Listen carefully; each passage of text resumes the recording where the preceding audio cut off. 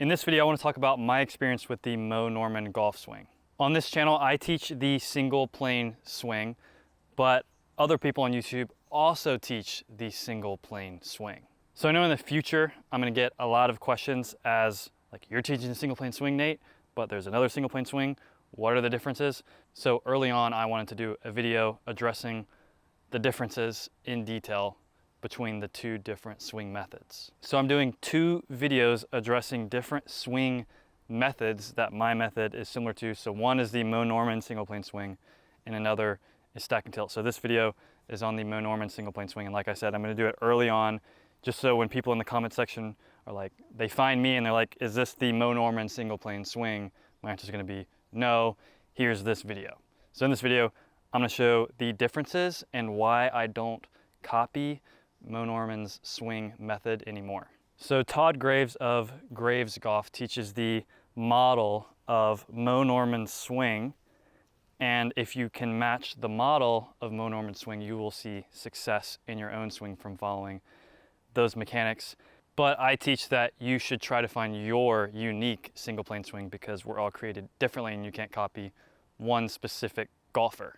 But what you can do is have a set of fundamentals that you're following to hit the ball solid and develop your own swing. In my quest to get a solid golf swing, I followed so many different instructors' swing methods, but there's no other method I tried more than the Mo Norman single plane swing method because it just made so much sense. Everything made sense. So when I talk about how much I did the Mo Norman single plane swing, I tried for over 20,000 hours, over 3,000 videos on my phone, trying to emulate Mo Norman's swing in my own swing. So here is the stick that I had for thousands of hours in my hand to copy Mo Norman's golf swing.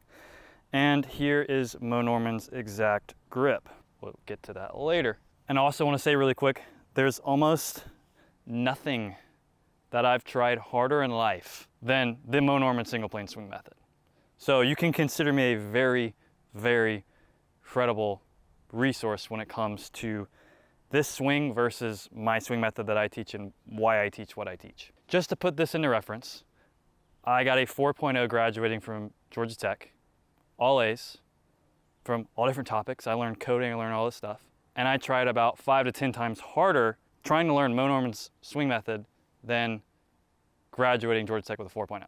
So hopefully that puts things into a little bit of perspective, that I'm not just coming up here and saying I tried this swing. I'm just gonna tell you exactly why I teach what I teach. So let's get into the specific details of this swing and what I agree and what I disagree with, so you can understand the differences between both swing methods. So the first thing is this idea of going into a bent lead knee. So Mo Norman, unlike most all golfers, went into a bent lead knee. Most golfers you see will straighten this lead leg, straighten the lead leg. But Mo Norman did something entirely different. He went into a bent lead knee. But the idea is you'll reach a limit going into this lead knee where you'll swing your arms around you and get a good consistent release to the ball every single time, and impact will be the same every single time. That's the idea. But let me tell you what happened in my swing. The reality is, for most people, you can go into a bent lead knee in 50 different ways. And I never knew if I was going to the bent lead knee correctly. Let me show you what I'm saying. So if I get to the top of the swing, I could go into my bent lead knee this way towards my lead toe, towards my lead pinky toe, really open up going into the bent lead knee, bend a lot, bend my knee a little. There's just so many different things you could do. How do you ever know you're doing the right thing? But what I teach is balance. You turn and balance. And so for you, there's one way to be in balance. And so the idea is that if you straighten your leg, you're gonna kind of go back like this and be out of balance. But that's not at all the case. So if I start turning on an angle, you can see I straighten this leg. But back and through, there's one way to be in balance. I'm pushing off my right leg, then pushing off my left leg. There's one way to be in balance. But then this swing, I can go into the knee tons of different ways. So actually, not having a bent lead knee made me more consistent in my swing. So that's already a difference between the two swing methods. The next part of Mo Norman's swing that is taught is to stand exactly 26 inches from the ball. So let's think about that. Every single person, no matter different body types, should stand 26 inches from the ball with a 6-iron. 26 inches from the ball. But if you apply just a little bit of common sense, you realize that doesn't sound right. I mean, you have to know the golf swing's unique. Everyone's gonna have a different distance from the ball. The argument is, in the conventional swing, people are too close to the ball, and what actually happens in the swing is the arms will extend, so we should go ahead and set up that to create the proper spacing from the ball, because if you're hanging your arms straight down, you don't have the proper spacing from the ball. And so all players nowadays are somehow making room in the swing to be able to hit the ball solid. But with the Mo Norman swing method, you already have the perfect spacing from the ball. So it's taught as being this reach with the arms. You just reach out. But the problem with this is you can reach out with your arms 100 different ways. I can reach out more on top of my chest, more against my chest here, really out, really out, really out, really out, really here. How do you extend your arms out? I teach the balance of the arms and the balance of the body. So how I would tell you to solve that problem is swing your arms around you, and you'll notice your arms will uniquely swing around you, and you'll see where the point the club is passing through every single time, right here. So when I swing my arms around me, the club goes right here, why am I going to just reach? Because Mo Norman did. Doesn't make any sense. So that's another difference. So with my swing method, you find your exact distance from the ball, how your arms uniquely swing around you, and you set up for that so the club can run into the ball in the easiest way possible, instead of just reaching your arms when you could reach them out 50 different ways. Now the next argument is that going into the bent lead knee causes the club face to square, because you'll hit this limit here and then your arms will go and you'll square the club face every single time. And on top of that, it's the natural motion of the body. So it's not the natural motion of the body. You can stand up right now, and I've asked you to turn back and turn through, flat your shoulders. What are you doing? It's a push off of the trail leg. You go into your left side, you push off the left side. Push off, push off. So the natural motion of the body has absolutely nothing to do with going into a bent lead knee. It's what Mo Norman uniquely created in his swing to get more consistency, but that might not be the answer for you. And then the argument with squaring the club face, it actually doesn't really have anything to do with squaring the club face. If you are turning in balance on this path, if you're anywhere on this natural balance in your natural path, you're going to square the club face the same way every single time. So I'm turning on my natural balance, and the club face squares. And say I release the club a little bit later, I'm turning, I, for whatever reason, turned a little bit more this time, club face squares. So if you're on this natural balance, you're gonna square the club face. You don't have to get to the same exact spot every single time. So the next part of Mo Norman's single plane swing method is everyone should have the same exact grip. A neutral grip where the back of the left hand and the club face match. Neutral grip, matches, matches. Both are pointing directly up to the sky. And this is exactly Mo Norman's grip that I have in my hands. So if I copied this exact grip in my swing, I would play absolutely terrible, because I teach you should, swinging your arms around you, match your grip to how your arms swing around you and how the club face is going to square for you. So with this neutral grip, I need a stronger grip. Let's put the club down. So if I just swing my arm and try to hit past the ball, the position Mo Norman got to is this arm is rotated externally, and then this arm is rotated this way. But for me uniquely, I can only rotate my forearm like this. Mo Norman could get it all the way this way, which is why when this is pointing at the flag, he gripped it with a neutral grip, because that matched up for his rotations. But for me, again, everyone's rotations of their body is going to be different. You should match it to that. So match your rotation to that. So for me, my grip would more be like this, where Mo Norman's way over here. So if I grip the club like this, the club face would be way open. And then now let's look at the trail hand.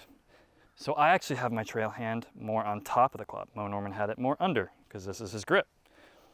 So again, if I just swing my trail arm around me and try to hit past the ball, the club face is getting to here. So I'm gonna rotate it, then re-grip. So both of my hands are more like this because that's my swing.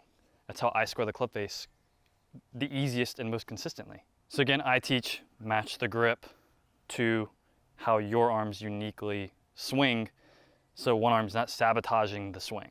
So my next point is you can't copy one person's swing. I've tried to do that. I've tried to copy so many different golfers' swings. But the truth is you need to learn your swing and what you do so well. And Mo Norman even said that himself. You need to learn what you do so well.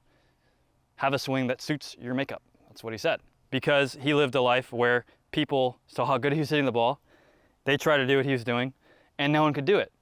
That's why all the pro players would watch him hit balls and they wouldn't do what he was doing because they couldn't do it. It's hard. But everyone having their own unique swing is what makes golf golf. Golf wouldn't be golf if everyone had the same exact swing. But I teach there's only two things you need to do in the swing to hit solid golf shots. And this is what everyone can do. You swing the club around you. That's one thing. So you found your arms balance and then you find your body's balance. So here we go. Turn and balance, and I can see the distance I'm hitting from the ball.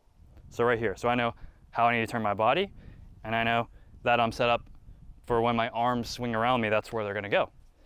And then that's it, that's all I need to do. The next thing is Mo Norman started with a tilt back. Started with a tilt back like this. I teach you start straight up and down. So Mo Norman tilted back because that's where you are at impact, and I teach you're tilted straight up and down when you're setting up to the ball. So the thinking is that by setting up with tilt, because all great golfers have a tilt when they're hitting the ball, you're simplifying impact and making less moves needed to hit the ball solid. But with my swing, if I start with tilt, I would hit the ball fat, early release, hook the ball, and here's why. So if I, oh my gosh, I almost took out that butterfly. So if I swing my arms around me, and now look what happens. So you can see if I swing my arms around me now, I'd hit past the ball. But if I tilt back, look where, when I swing my arms around me, where I'm gonna hit, way back here. And this does relate to the rotations of the arms. So I'm gonna hit way back here. And also by tilting back, I'm out of balance. So I've got this dumbbell here, and this is one of the things that helped me the most in golf is with a dumbbell, because it's gonna automatically swing around you and put your body in the correct positions and you can start feeling the swing really well. But I'm all about balance, and this shows with this method, the Mo Norman swing method, why I can't do it, because I will get out of balance. Because when I'm swinging back to be in balance with the dumbbell, I need to have turned on the angle that I been over at to stay in balance and have the club come with me when I swing. If I'm tilted back at the top of the swing, the dumbbell wants to fall behind me. So here, and you can see when I try to go into the Bentley D, the dumbbell is just falling behind me. But that's what Mo Norman felt in the swing. And he's like, yeah, I feel it falling behind me, and then I hit perfect shots. When it starts falling behind me, it falls behind me. And I hit a foot behind the ball, so like that. And then I'm way out of balance. But if you look, if I turn along the angle that I've been over on, the dumbbell smoothly swings back and through. And so the point you're going on this natural path of your body before you go to the top is what I teach to set up. So you can continue the natural motion of the body going into the backswing. And that position is when you're straight up and down, and then you tilt down in the backswing, and then back to even, and then like this to the ball. Another difference is Mo Norman started with straight legs when he was setting up to the ball, pretty straight out, just a little bit flexed, kind of like this, because that reduced variables for him, because you can't get your legs straighter at setup than pretty much all the way straight. But when you really think about it, it worked for him, but for most people, it just doesn't make any sense. Because if you're trying to set up on your body's natural path, the method that I teach, you would set up and see what are my legs doing as I'm swinging on this angle. Okay, when I'm about to go to the top of the backswing, I'm gonna stop. So my legs are like this. They're not straight, they're just a touch more bent than Mo Norman would be. So I teach to set yourself up in your body's natural balance. So that might be more or less knee bend for you. The next idea, and this is an idea that honestly prevented me from improving at golf for a while, is the idea of setting up exactly on your impact plane. So the angle of the club shaft, I mean, it makes a lot of sense. The angle of the club shaft, if you set up, so say this is my setup, and then this is my impact, you think that by setting up exactly on your impact plane, that it would simplify a lot of things, because why wouldn't you do that? Why are you gonna set up here if you're gonna impact up here? You should simplify that. So that's exactly what Mo Norman did, is he realized, okay, impact here, I'm gonna set up here. And it worked. But for me, we're sitting up on our arms and our body's natural path to get to the top of the swing, to get to impact, if that makes sense. So we wanna set up where we can swing our arms to the top of the swing so we can swing them to impact. So this is impact for me. See the club shaft? This is setup, this is impact. So the club is just a little bit lower, but spatially, it's the same distance from the ball. So I'm swinging my arms around me, and it stops right here. And then I go to the top of the swing, and it's gonna go to that same spot, but the club shaft is just a little bit higher. And that's the only difference, because this lead shoulder is raising up a little bit. So why it prevented me from improving at golf, trying to set up, not letting this club shaft get ever so slightly higher than I was when I was setting up to the ball, than versus impact. Why did that prevent me from improving at golf? Because when I set up exactly where I'm gonna impact, now telling me to swing my arms, see how far they go out to the right? They're not on their natural path around me. But watch this. Start not here, but here. See how they swung around me at the target? So I say set up on your arm's natural path to get to the top of the swing. So right here, then here, then here. Point A, point B. If you set up already like you're swinging through the ball, it can mess up your backswing and make you swing out to the right. So for some people, customizing this to your swing, like Ben Hogan, will mean you set up exactly on your impact plane. But for other people like me, the club might be just a little bit higher setting up to the ball.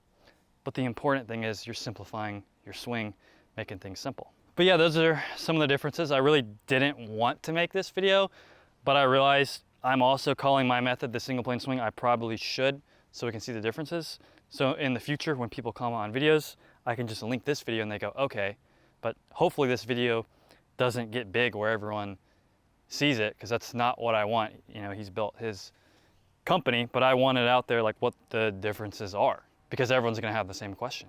But I hope you enjoyed the video and that helped you learn a little bit about the differences between the Mo Norman single plane swing method and my single plane swing method. And I'm gonna stay in my lane from here on out. This is the only video I'm gonna do like this. And also I'm gonna do one on stack and tilt, because my swing method is also similar to that. But again, a lot different too. Okay, so let's hit a shot with my method.